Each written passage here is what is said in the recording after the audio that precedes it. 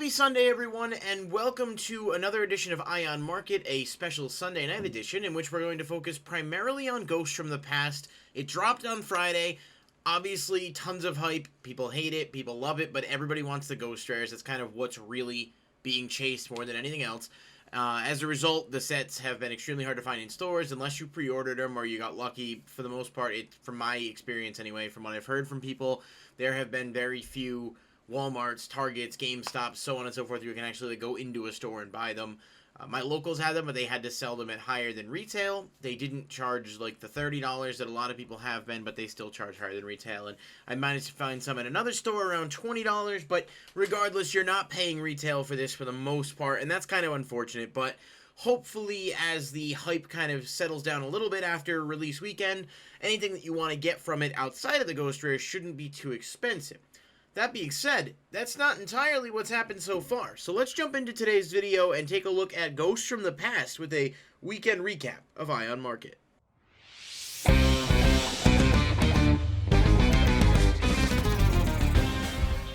Alright, so first off, it would be kind of silly not to take a look at the Ghost Rares. So, one of the things that's been really interesting that we've heard quite a bit is that the Ghost Rares have actually been coming out with some damage. Dark Magician in particular, I don't have any pictures of it on hand, although I might be able to pull one up here and show you guys based on just what they have, people's listings. If you see down here, it looks like scuffing or ink blotting. I'm not entirely sure what it is. Even if you look on that's a better picture as much as I can get it close. Multiple people have pulled Dark Magicians and have seen this happen. It's not like a one-time thing. This is another one that someone posted, and you can see the factory indents. It's really weird that there's been so many of a specific Ghost Rare with these issues. I don't know why that is. I don't know if it has to do with the coloring they use for the normal monster or what it is. That seems kind of unrealistic that would be the case, but if you did pull one and it is mint, you should consider yourself lucky because you can see there are a lot of factory error versions.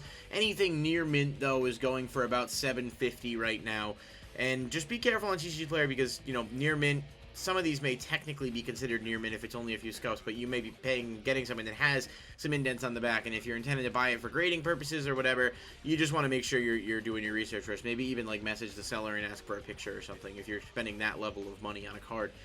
So yeah, Ghost Rare Dark Magician, weird production issues there, so if you get one and it's in good condition, definitely consider yourself lucky because a lot of people have not been so fortunate. Blue Eyes Alternative, I haven't heard anywhere near as much about this one. You don't even see anywhere near as many. You can see that there is a bit of ink blotting on them, but from what I've heard, for the most part, it is the Dark Magician that people are seeing it on more than anything else. Near mint, about 400 bucks. That kind of makes sense. I think it'll settle a bit more before ultimately going back up in the future, but I don't think you're going to have a super easy window to pick this up at anything less than $350, realistically speaking, and I don't know how played those lightly played first editions actually are. Blackluster Soldier is already back up. It hit about 300 and then popped back up to about 375. I don't see too many instances of this one having reported blotting or scratches or whatever. Obviously, it's kind of funny because it was a reprint that, like, is not really an accessible reprint for anyone. It's harder to get than the original.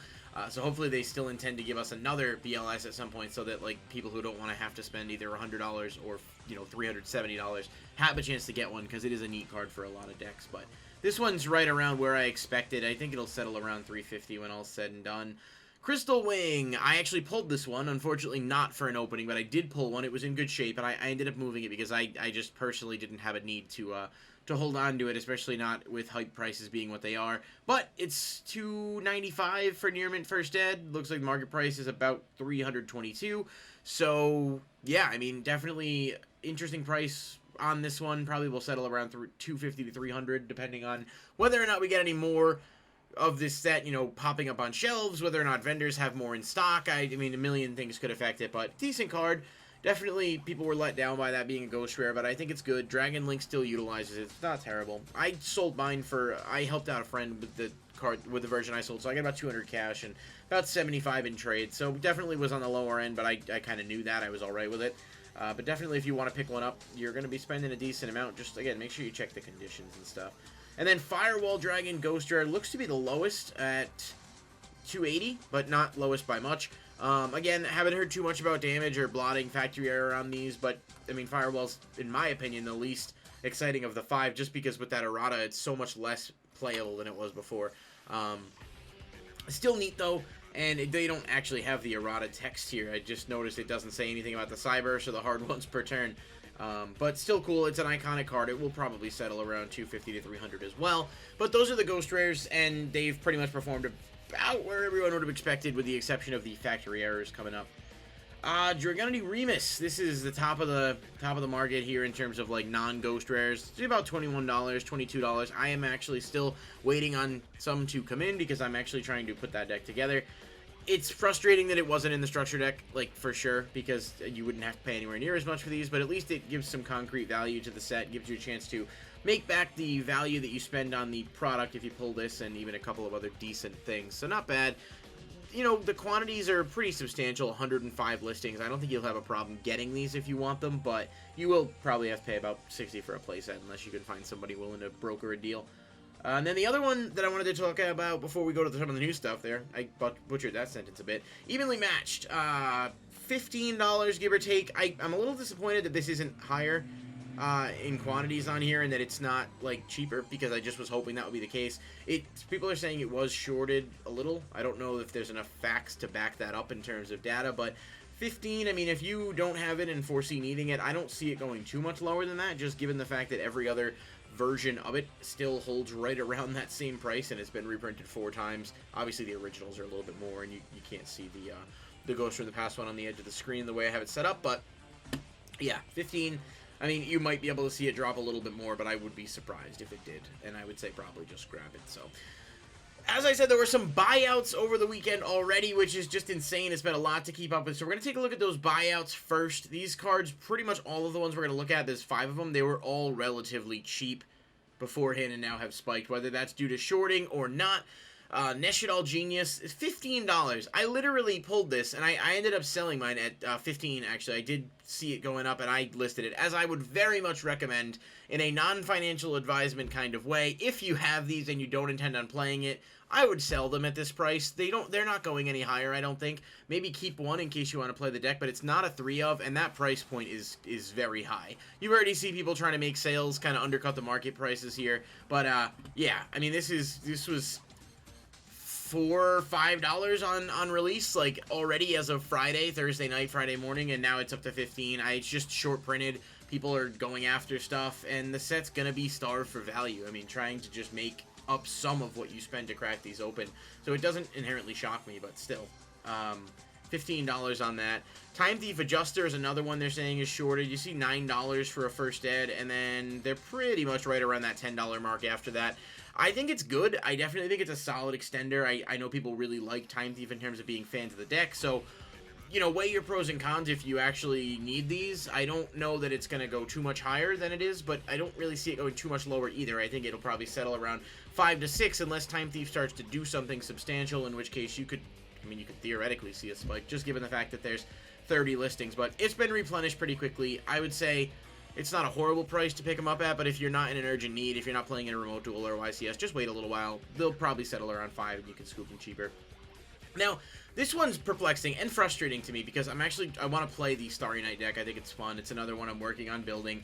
And this, you know, card is solid and neat and everything else, but he was up higher even before I made this video. Looks like he's about $6 now. He was up to almost like 7 to 8.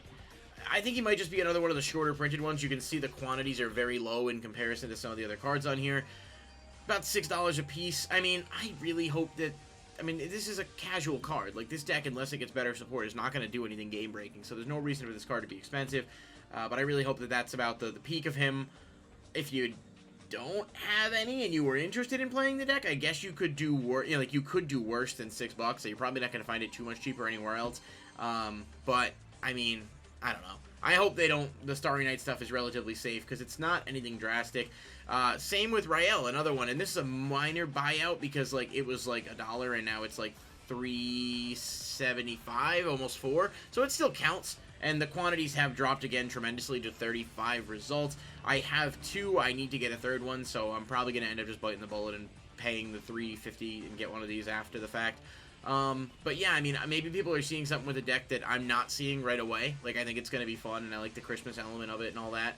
But, yeah, you're just already seeing the price start to rise on this, and it's weird, but hopefully they turn their attention elsewhere, because this is a casual deck that really doesn't deserve to have any kind of super high price until it shows it can do something better.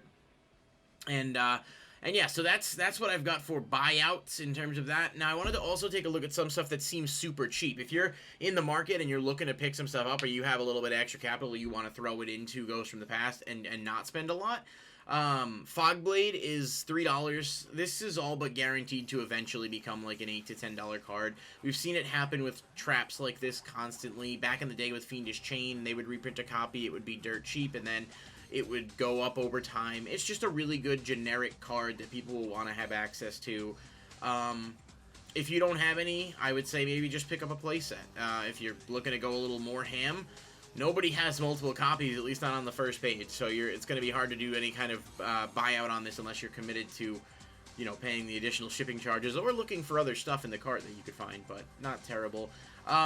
This one's interesting. Medolce Petting Sissour. I know I botched that name. I'm sorry in advance. Almost $3. It's the only foil print of the card, and the previous variant of it, which was only in Savage Strike and the Megatins, is dirt cheap now. So I guess, like, it's not a horrible pickup if you are interested in grabbing some. This guy's got 4 listings here for about $2 a piece, so, you know. I don't know whether or not this has room to move. It is a good card, though. It's definitely really good, and Medolce in general have just historically done really well, so that's up to you to determine. I just thought I'd point it out. Same with Pudding Cess. Again, another card that just historically has gone up over time. Even the commons for a while from the Astral Pack were like $8 to $10 before this reprint was announced. I don't think this is going to go sky high or anything because it's just becoming really accessible, but given the nature of the card, given the type of design that it has and the interest that a lot of people have in that design within the collector's market, it's not horrible to pick up for what is realistically like $1 a piece. I mean, we saw Alamode from Dual Overload go up a couple bucks after time. That price doesn't seem right. Yeah, so it's like this one near mint is like $2.50. It was, you know, 25 cents, and when it came out you could get it. So not a bad pickup is Pudding Cess. A few other ones. I tried really hard to find a Sunseed card to include in here. I think, realistically, I'm not a huge fan of the deck as a whole. This seems like the one that, if anything, you know, could be decent just because it's an extender that also brings one out from the extra deck. I don't know. If you're like bored, like really bored, and looking for something to buy out or something to put your money towards, you know, long term on the off chance it takes off, Sunseed Shadow isn't terrible. Level 1 extends just with a plant normal monster in general.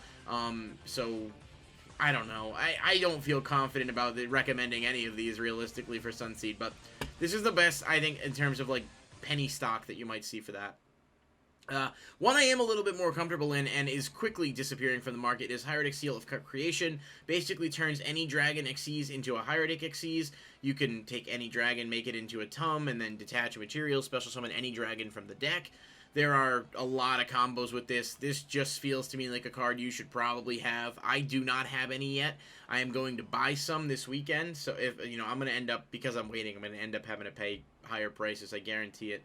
Just based on where it's going trend-wise. But, I mean, if you're looking for someone with multiple copies, it takes a while, for sure. I think a lot of people might be holding on to these. To get, like, multiple from the same seller, you'd probably have to spend around 12 bucks. So, just a really good card that I think is going to have use in certain areas, even disregarding that secondary effect, which isn't bad, but, like, that first effect gives a lot more utility to anything that can make Dragon Xyz and really does allow a Tum to become a lot more accessible, and I'm sure Dragon Link may find a way to use it. So this is my pick of the week, or whatever I usually call that. The Ion Market lock of the day. Hieratic Seal of Creation is where I would go if you're going to pick up some stuff. A couple more. Fairy Tale Rajka. This is just a really good card. I don't know why more people aren't talking about it. When it's normal summon, your opponent gains 500 life points. Then they look at the top 3 cards of your deck and give you one to add to your hand. Like, this is just a really, really good card. It gives you a plus. Like, your opponent gets to see it, but they get to see what you add with duality. The only difference is they get to select it. I mean, there's so many factors to this card that I think will make it a really good have over time. I would absolutely recommend picking up a playset of this at least, because this does feel like a card that, when the format may slow down, or whether or not Fairy Tale, or even just, I mean, it's generically just a duality, basically, that your opponent gets to pick, but you can still special summon. So, really good card. And lastly for that, Vampire Voivode seems really solid, at least as far as vampire support goes. I know it's a fan favorite, like, archetype, and I know that over time, a lot of the vampire stuff has shown, like, decent, steady, slow growth. This does feel like one of the better cards, and I would say that at $2, given that it's exclusive to the set and you have no reason to think it's going to end up anywhere else for a while, might not be bad to look at. And lastly, finishing up on the retro picks of the week, we're taking a look at Dark Beginning 2 today. I'm looking at Cannon Soldier here, which is just an iconic card that people used to play back in FTKs, OTKs, as legacy formats grow.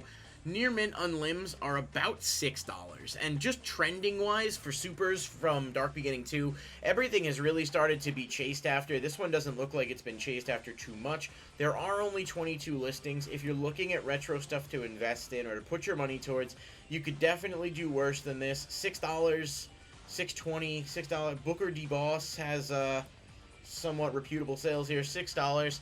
Definitely not a bad thing to keep an eye on, and I will absolutely come back and look at this a little bit later to see where it goes. Yamada Dragon, obviously not a playable card, although it's just an insane effect, but, and it's showing me pricing filters for some reason that I didn't even ask for. No pricing options based on what's there, so I'm guessing it's not showing any near mint. I don't know why it's doing this, but okay. It was very cheap when I pulled up the listings to look at it, and I'm not entirely sure why. Alright, here we go. That was really weird. But again, $6, you can grab a couple here. Then they go up to $8. This is an older card. People are running out of things to start throwing their money towards. I think this is another thing just to take a look at. Super limited quantities, 14 results. So I just try to spotlight stuff from Dark Beginning and Dark Revelation and stuff that might be worth it. Lastly, Creature Swap is another one, and this one is super low in quantities, so it may be one that if you want this or you're interested, you got $6.99 right here for 3 of them. It does come Hobby League, and I believe it was Ultra originally in LON, but a lot of people really like those Dark Beginning sets. You could get this in a million different prints, so don't go out and buy this if you ever anticipate needing to play it, but if you want it or you're looking at the collector's variants, Dark Beginning 2, really low in listings, and the Legendary Collection Yugi's World, not super high in listings either for whatever that's worth. So just some food for thought. So hopefully you guys did enjoy today's video with the Ion Market, mostly looking at ghosts from the past. A few things I threw out there. If you're interested in picking them up, I would say go out and grab them just while they're cheap. But you can also wait it out if you're not in any rush. If you don't have tournaments yet that you can play in and you're not intending to play in the YCS, then maybe don't go and drop too much. Just kind of play with whatever you're comfortable with. But thank you guys so much for watching. Please like the video if you enjoyed it. Hit the subscribe button, and I'll see you next time right here at Loveshack.